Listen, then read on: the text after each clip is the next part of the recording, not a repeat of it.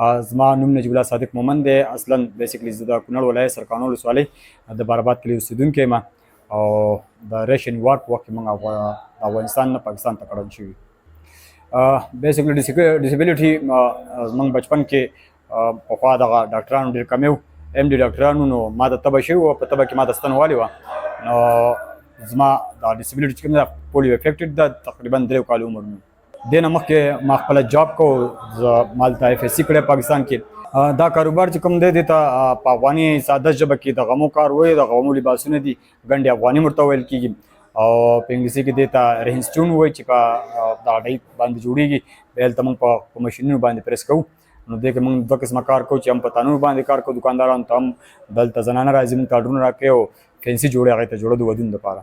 دا خو پاکستان په پاکستان کې په هر ولسوالۍ ته، هر ولایت ته، هر صوبې ته ځي، پنجاب پورې ته ځي. خو بیسیکلی دا زیاتره موږ اکثر په یورپي هیوادونو ته، په هغې کې جرمني او کاناډا او امریکا او دغه نور هیوادونو ته چې موږ ته آډرونه د هغه ځای نه راځي د سوشل میډیا په هغه باندې توسط باندې، او په هغې موږ ته آډر میلاو شي. نو بیا هغې سره موږ ډیل وکړو.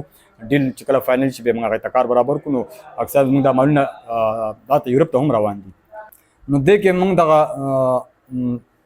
بلا شی کارونه دي چې هغې کې موږ سنګل کار ورته ویو، هغې کې بیا موږ ډبلنګ ورته ویو چې ډبل کار 2 قسمه غمې پکې لګوو.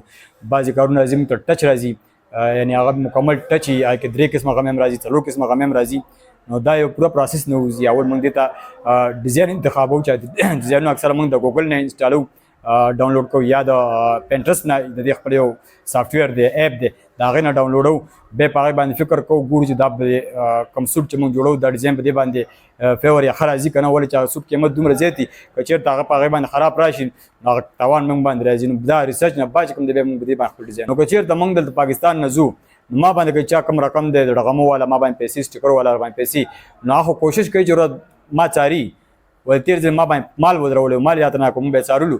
نو ما به څاري، کوشش به کوي که زه چېرته پټه کډه اوچتوم نو په ورځ به ورځ ما د ګرېوان نه نیسي، ما نه به خپل امانت غواړي. خو زه خو نه شم کولی چې زما چا باندې پیسې د هغه نه خپل امانت واخلم، خپلې پیسې واخلم. ما ته به هغه وایي چې زه ورته برابرۍ در لېږم، زه خو ستا کار ما څه پرېښې، زه به ستا پیسې کار بل چا څه کوم، مخکې مې له 1,00,000 روپۍ ورې درکول، 10,000 روپۍ ورې به در لېږم. ویل دغه خبره به زه منم، ځکه به یې منم چې هغه په دغه ټایم کې واکدار وي. نو دا به ډېر ځان له ماته نه، دا چیلنج به ځان له ماته نه، عموما ټول افغانانو ته به دا مشکلات درپېښ شي. باید چې افغانستان، پاکستان او د یونیسیار دا 3 واړه ادارې کښېني او په دې باندې یو صحیح غور او فکر وکړي چې افغان مهاجرین دلته 40-50 کالونه پراته دي. دا 40-50 کالونه یو ماشوم پیدا کېږي، ځوانېږي، واده کوي، بوډا کېږي، سپین ږیری کېږي، حتی تر هغې پورې چې کوم دی مړ کېږي. دلته زموږ زیاتره مړي پراته دي. نو دې باندې دا 3 واړه دولتونه کښېني او دې ته صحیح د ایستلو نیت پاکستان دولتونه کښې، هلته هغې د افغانستان دولت د دې راوستلو صحیح نیتونه کښې، او د یونیسیار د اداره چې کوم ده د دې د ایستلو صحیح نیتونه کښې. نو دا پروسه چې کوم دی په دې کې به قربانیان همدغه افغانان دي.